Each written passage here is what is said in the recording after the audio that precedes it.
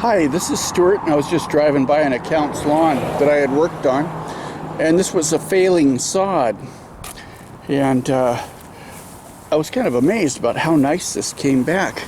I just wanted to show you real quick, because this sod was all pulling apart, and it was in really bad condition, and it had been put down just a couple months before, and then I came by and saw the sod.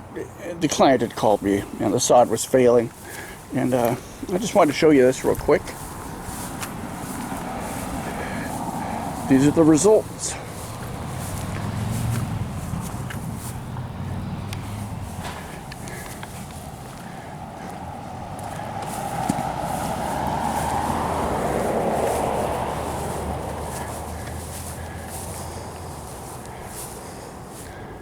And it's normal for a yard to start drying out like this right now. It's almost August.